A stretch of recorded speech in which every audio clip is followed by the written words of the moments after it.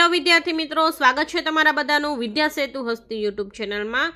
તો આજે આપણે ટેટ 1 પરીક્ષાનો કોલ લેટર કઈ રીતે ડાઉનલોડ કરવો એ જોઈએ। ગૂગલમાં જઈ અને તમારે ઓજસ લખવાનું રહેશે, તેમાં જે લિંક મળે તેના પર તમારે ક્લિક કરવાનું રહેશે। આજે છે એ ઓજસની ઓફિશિયલ વેબસાઇટ છે, જેમાં તમારે કોલ લેટર પર ક્લિક કરવાનું રહેશે।